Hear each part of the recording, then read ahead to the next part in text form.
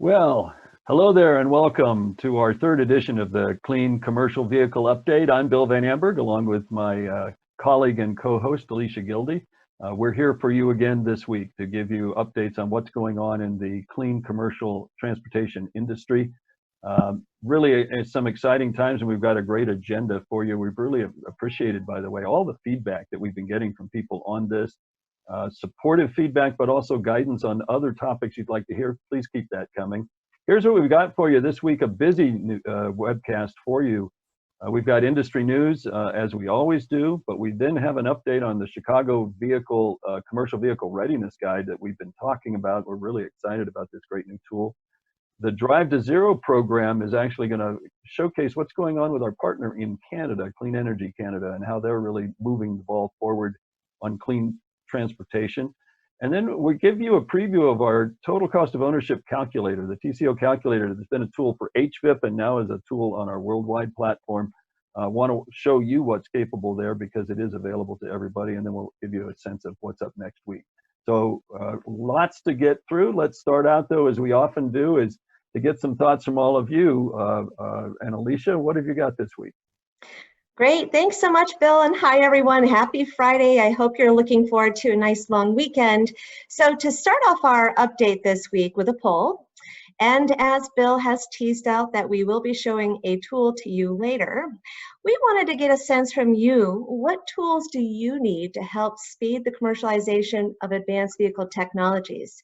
So you can see here, thank you, Bonnie, for bringing that up for us. We are interested in knowing if you're interested in total cost of ownership calculators, policy toolkits and tracking, infrastructure planning guides, operational best practices, vehicle availability trackers, or are there other tools that you're interested in? Let's give it 15 seconds and let us know what you're interested in. Bill, I'm really excited about the presentation that Jonathan's going to be giving later. I know a lot of good work went into that, and that it's also a very helpful tool that we have on our HVIP website. Yeah, you know, it's interesting. We've heard from not only the people that we work with in HVIP and across the country, but actually from our global partners. They really wanted a sense of what is that cost of ownership. That and the ZETI tool were really directly driven by what our partners said they'd like to see. That's right. Great. Bonnie, can we bring those results up, please? All right. Well, I think we're on the mark here. Wow. Shows a pretty popular choice with the total cost of ownership calculator. So we'll be showing that to you guys later. I think folks are also interested in infrastructure planning guides. So good to know. Thank you, everyone, for sharing your feedback with us. Well, and I'll turn it back to you, Bill, for industry news updates. Yeah, thank you. And you know, it's really interesting. Alycia and team are working on some infrastructure planning guides. They've got the first steps of them up on the HVIP website. So this is exciting. We'll have a much more detailed version of that coming up really soon.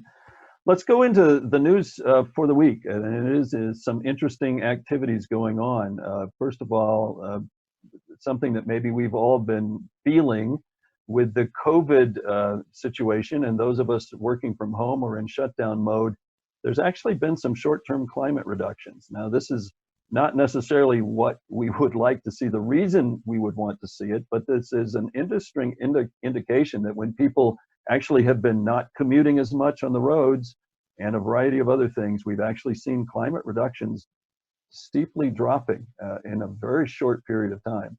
The signal for this that a lot of people are looking at is what could be institutionalized as we move forward. But certainly we don't want to get climate reductions this way. The EU, the European Union, is starting to build on this though, and there's some really interesting developments coming out of Europe as they look at how are they going to invest going forward. And Bonnie, if we could go to the next slide, one of the things that we've seen is it's almost a €500 billion plan that has been signaled is going to be unveiled next week. And what they've done in Europe is taken their Green Deal program, which was an investment in green technology and climate reduction strategies, and turned it into a recovery plan for the European Union. They'll be investing in a number of different areas, obviously wind and solar among them, but hydrogen, and huge investments in charging infrastructure for electric vehicles and incentives for electric vehicles. Actually, these are some of the things that we've been sharing with policymakers would be really important to do to invest in a strong green economy in California and the United States, among other sites.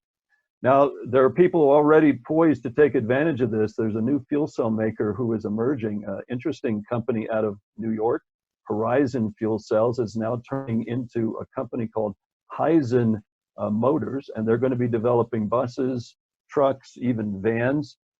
They're also building this around a high-powered fuel cell. So interestingly, as we've seen companies move from energy storage into providing vehicles built on that energy storage, we're now starting to see some fuel cell developers moving into providing vehicle platforms. They've also just opened an Australian subsidiary. We're also we're seeing some other interesting announcements from users of these vehicles. In Sweden, a company called Oatly has committed to zero emissions for all of their heavy deliveries. So not just in lighter trucks, these are Class 8 tractors that they'll be using to deliver their oat milk product. And not just in Sweden, their first product will be driven by electric vehicles, electric trucks later this fall in Sweden, but they are going to be bringing this to the United States as well. So it's a really interesting signal from another large and innovative supplier that they want to move this into their supply chain to reduce carbon. Some of the major vehicle suppliers also moving into this space. VW says that they're going to be offering via an upfit partner called ABT, an electric van with a range of about 82 miles, built on their transporter platform, the e-transporter. One of the things that this has real business case value, particularly in Europe right now, this is a ubiquitous platform in Europe. And they're finding that if you operate this vehicle, you save a lot of funds just because you avoid congestion charges, say in London, or you can operate in some of the zero-emission city centers that Europe has instituted in many of its cities. So there's a lot of value to the end user to have access to this vehicle. Finally, we all continue to see the range extensions and price drops we're seeing in energy storage. Now there's a battle around how to turn these into long-life batteries. There's 3 really interesting firms, 2 of which you've heard of, 1 you may not have, that are working on no cobalt long-life batteries. Tesla is working with CATL, which is one of the major cell makers worldwide in China, to develop this long-life million-mile battery. When they introduce it, according to reports from Reuters, it will be in China to start. GM also says it's working on a million-mile battery. This is beyond their already announced Ultium battery, which was a new development and a lower cost product they'll be building in Ohio. And finally, a Chinese company called Esvolt says that they will start production on a zero cobalt battery, a long life battery, coming up sometime this year. So some really interesting developments going on there in the news. So with that, even in the midst of the global slowdown, we see these trends towards moving towards continued lower carbon and lower emission platforms and fuels. One of the things that we need to continue to stay on course is having those right tools, those guidance strategies, those policies. And Alycia's got an update now on a really interesting new policy toolkit coming out of Chicago. Alycia? Yes, we do.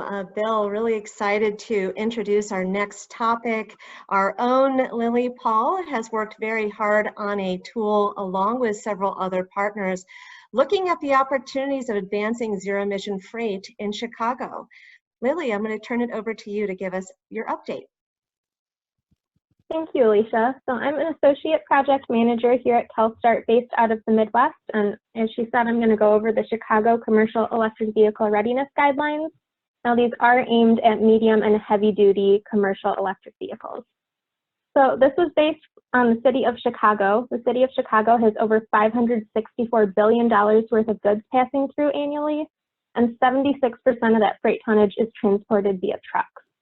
1 of 7 of the vehicles on the urban interstate highway system is a truck, so there's a lot of emissions that are traveling through that area.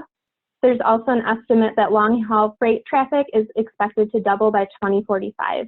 So now is the time to prepare for future electrification. The cost of retrofitting a property can be 4 times greater if you do wait and have to go back and change that property. So now is the time to change this. Right, next slide, please. Thank you.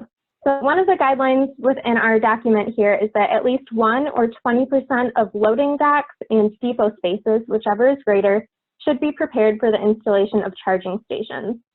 So the reason that we called out loading docks and areas such as that is any opportunity that a truck is stopping for a scheduled stop at the same location, that's an opportunity to be charging.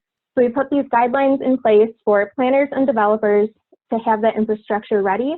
Now this means that you can have the conduit and aspects like that ready to go, and you can add the actual infrastructure later, just as a way of cutting down the cost. Now these guidelines did come out in line with the Chicago EV Readiness Ordinance that was passed April 24th, and our guidelines came out a few weeks before that.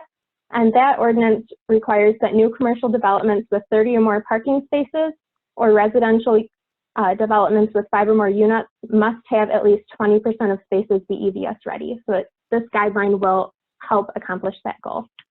Next slide. All right, so this is just an overview of the steps that you can take that we include in the guidelines here. I'm not going to go through them all now because we're a little pressed for time. I just want to call out step 4 does require that you engage with ComEd.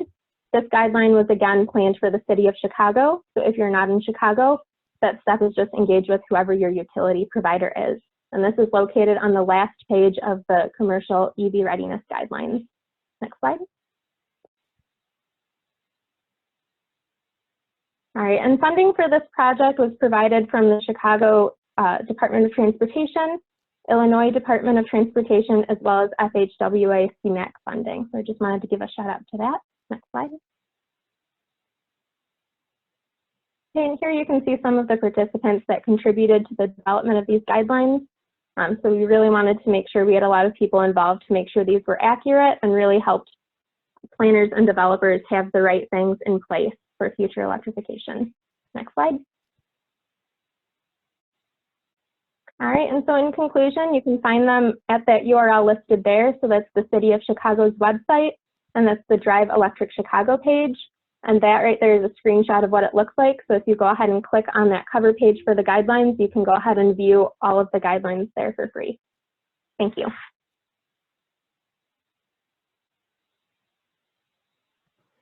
Great job, Lily. Thank you so much for that excellent presentation and for all your hard work on developing those guidelines. Bill, I'll turn it over to you for our next segment.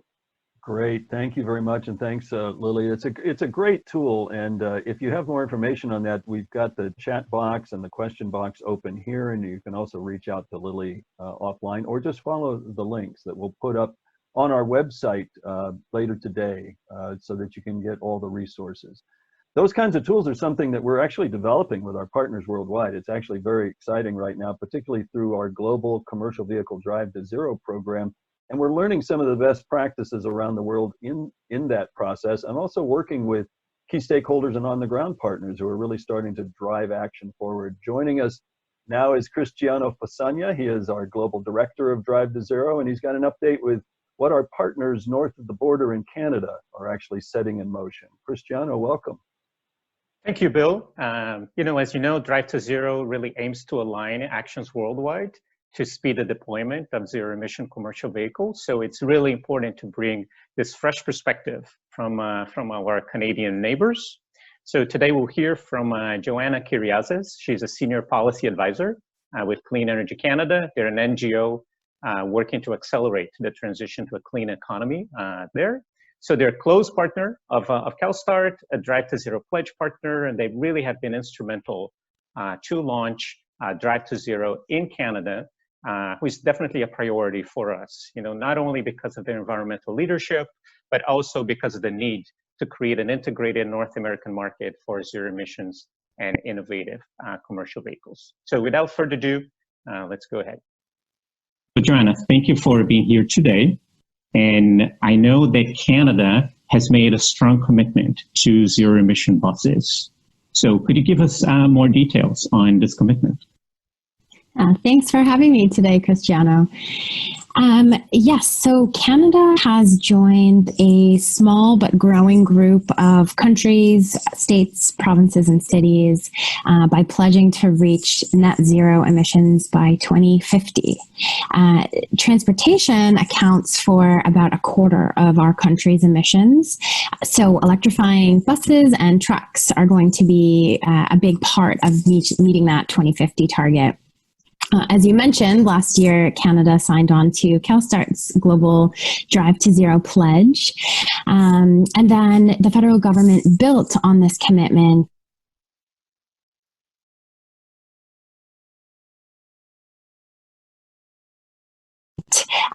by promising to get 5,000 zero-emission school and transit buses on the road in the next 5 years.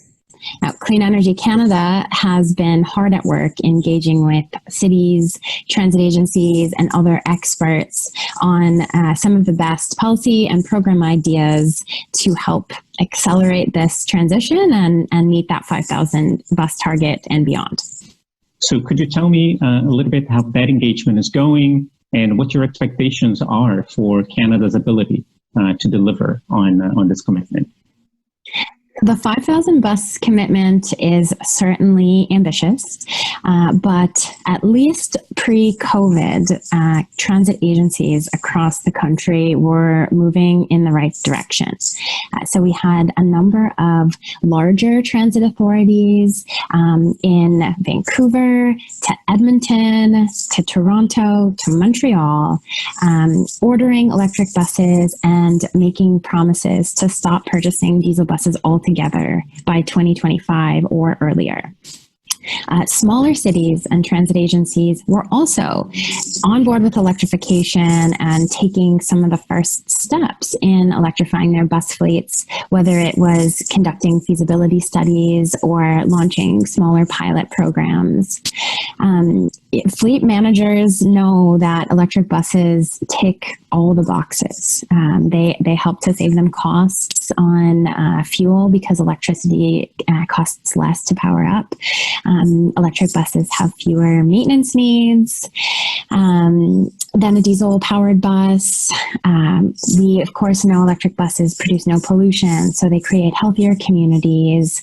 And they're also visible demonstrations of climate action in motion. You know, people love seeing electric buses zooming through their neighborhoods.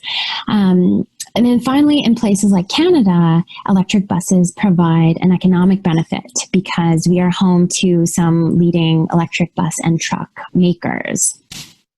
So this is all to say that many agencies were on board making headway towards electrification, and they just needed some financial and technical support to overcome some of those upfront cost barriers and accelerate the transition. So that's where that federal government commitment came in, and that's where we were until the COVID pandemic hit. So how do you think COVID will really impact Canada's ability to deploy the zero-emission buses?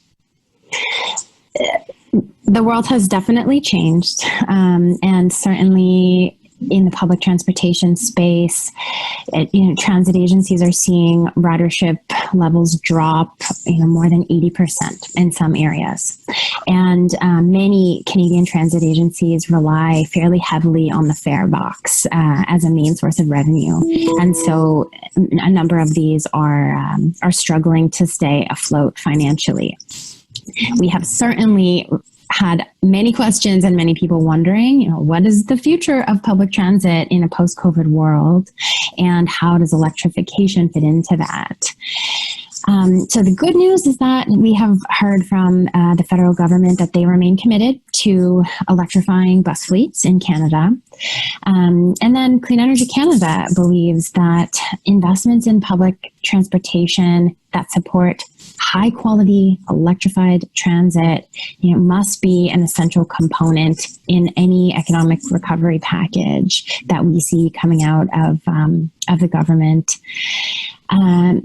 Maybe just briefly, I'll say we sort of see this playing out in 3 phases. So the first will be obviously emergency funding and immediate relief to transit agencies, to make sure that we're sustaining service, keeping these operations running, keeping people safe. Transit is playing such a crucial role right now, getting essential healthcare and emergency workers to their jobs. So that sort of support is the first priority.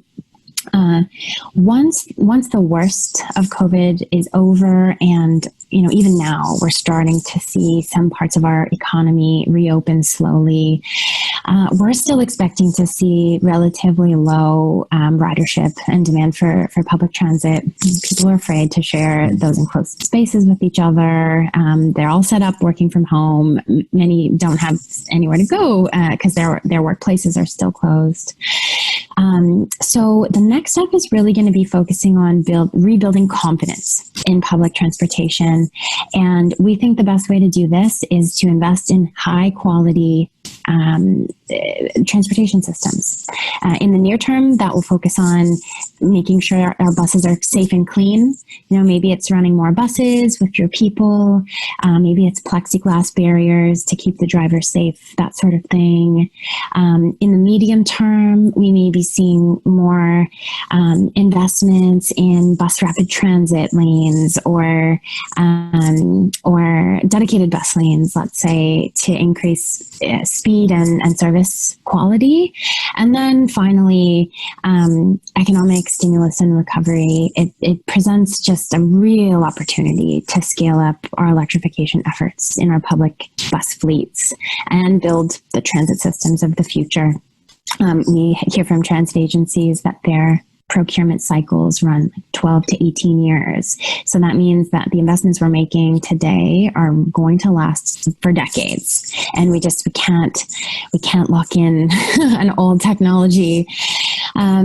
So it just, this is all to say modernizing and electrifying our bus fleets it will help to maintain these high levels of confidence in our transit systems. This is a once-in-a-lifetime opportunity to reshape those transit systems for the future.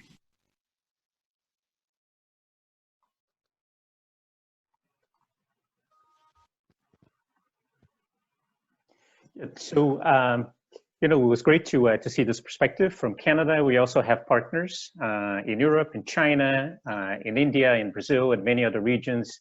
And we're going to continue to bring you this fresh perspectives from around the world in the coming weeks. So stay tuned.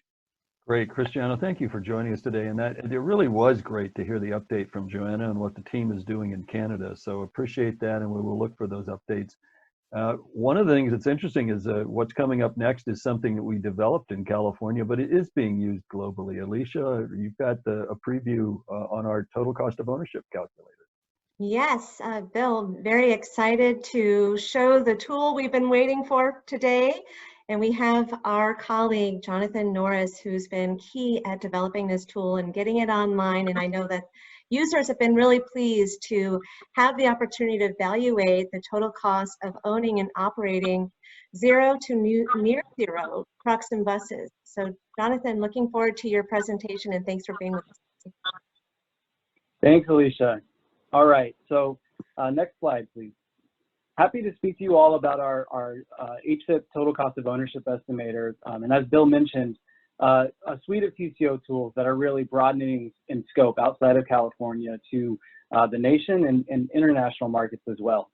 Before I get into it, I just want to provide my contact information as well as a link. If you go back to the last slide, please, to the HVIP TCO estimator. My presentation is going to be brief, but I would love in the future to give any of you that are interested a deeper demonstration if you want more detail. So here is my email, and this is the link to the tool. Next slide. So as Bill mentioned, the current TCO estimator that we have has been built for the California HVIP program, a voucher incentive program here in the state of California. You can see a screenshot of some of the results that it provides here on the right. In a nutshell, essentially, we take user inputs, mostly from fleets and anyone else that has a stake in understanding the cost of owning and operating zero and near zero emission, medium and heavy duty vehicles compared to their baseline fueled counterparts. And we'll take inputs based on your duty cycle, based on the vehicles and your operations, and then provide two primary outputs. The first of which will be an estimate of the payback period that you can expect to see, the number of years you can expect to pay off the premium cost of that zero or near zero emission vehicle compared to the baseline vehicle based on any operating savings that you have, operating cost savings. The second piece of outputs that we provide to you is an itemized breakdown of costs, both in graphical and in text format. Next slide, please. So this is just, showing you the purpose of the tool and a few pieces of overview on it. So as I mentioned, it really is aimed to give fleets a better sense of the direction of owning and operating certain types of vehicles. Next slide, please.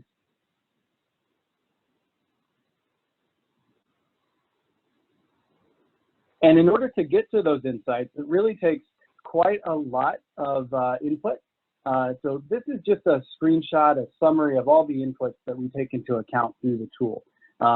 Anything from vehicle purchase price to maintenance compound annual growth rate and discount rate that you decide to put in there. It really does take quite a lot of information, but we made it as user-friendly as possible, and it's pretty simple to use according to the partners that we've vetted it with in our development. I also want to note that one potential limitation, since it's devoted to the HVIP program and was funded by that HVIP program, is currently the tool is only applicable to vehicle types and fuel types that are eligible through that HVIP program. So that will include battery electric vehicles, fuel cell electric vehicles, compressed natural gas, low NOx natural gas, diesel and gasoline vehicles. As we continue to build out the tool and improve it and expand it in scope, we will be taking other incentive programs at different states into account, other policies into account, as well as other vehicles and fuel types as well. Next slide. So just a quick overview of our future goals. So the version that we have up on the website for HVIP right now is the first version. We do have some really great plans to enhance that tool to a version 2.0. And so we're going to be continuing this year to do that. We also, as I mentioned, want to expand its applicability to other states. The New York voucher program is one example. It's not currently included in the tool now, but that's just an example of where we want to take it in the future. And then lending off of the Drive to Zero program and the great presentation you just heard from Cristiano and our Canadian partners, we're looking at opportunities to expand the TCO tool to more international markets. So please stay tuned. If you have any questions about this, or if you'd like a deeper dive into the tool, you have my email address, and I'd be happy to do that for you. That's all I got, Alycia. Great, thanks so much, Jonathan. I really appreciate all the good work you've been doing there, and excited about the opportunities for it to expand and be applied to international markets. Thanks again for that good update. And Bill, we'll turn it back to you. No, thanks a lot. And I've been on several of the calls with Jonathan, with some of our partners in Europe and elsewhere, and it is exciting to see this collaboration around the world working on and trying to get the best tools up there and trying to find ways to tweak them so that they're useful in all regions. Well, one of the things we want to get a sense from you is what's useful to you. And as we continue to do our clean commercial transportation update, what kind of topics would you like us to continue to focus on and cover? We look for your email feedbacks, but we have a poll we'd like to put up as we close out for this week, this day before the Memorial Day weekend. And if Bonnie, if we could pull up the poll, we'd like to find out what topics are of most interest to you. And this will be good guidance to us. So let's take a few minutes and get your feedback. But where would you like us to be looking? Is it scaling infrastructure? Is it financial models? And you can see the rest of that in there. It could be maybe even policy, following policy development. So love to get your feedback.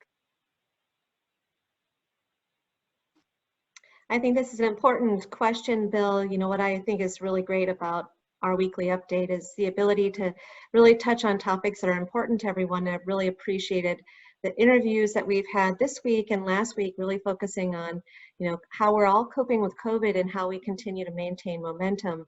So definitely, this is a great opportunity for us to make sure that we're getting a pulse of what's important to folks. Yeah, and if we can take a look, Bonnie, at that pulse, what the kind of responses did we get? Well, interesting. So incentives for commercial vehicles and infrastructure, maybe not surprisingly, topping the list as we've created some national campaigns around trying to get incentives. Alicia's leading a corridor campaign to get funding at the federal level. I'm leading a trucks campaign for infrastructure and vehicles. But interesting, scaling infrastructure, also very high, innovative finance models. So this is great. This is a nice snapshot. Please give us feedback afterwards. We'll be sending further polls, but also send us an email, give us a call. We'd really like to communicate with you on this. Next week, we've actually got some great things coming. We'll have some more policy updates. A lot is happening both around the nation and in California on budgets and other issues, particularly with recovery planning coming. We've seen what's going on in Europe. We also, though, have a really cool additional tool. We call it the Funding Finder. And at least for people in California, this is a great tool that Alycia and her team have been working on to help people find all the sources of funding that's available in the state in kind of one-stop shopping. Some final thoughts as we close out today, and we know this is a weekend that usually people are celebrating, but also thinking about the folks who have fought to keep us safe and free. I think we should broaden the list of people on our minds on this weekend: healthcare workers, doctors, nurses, and others who have been on the front lines keeping us safe, if you will, and free once we recover. But also other people. I think when we think of who are really the essential workers, think about people who are working in stores, grocery stores and others, making sure that we have produce, the supply chain, the logistics people who are keeping all of that product coming to us. Those are some of the people maybe we should also have on our minds on this Memorial Day weekend. And as we're thinking about them, let's also think about how do we find the cleanest, lowest carbon and safest products to keep those logistics chains going. I think we've all seen how essential they are, but I think we also know we need to do a lot more to make them sustainable as we move forward. So those are some final thoughts. Be safe, stay healthy, as we try to stay more connected than ever through this and other channels that we have. For Alycia, Gilde, and our full commercial vehicle team here at CalSTART, thank you so much for joining us. Have a great and safe holiday weekend. Goodbye.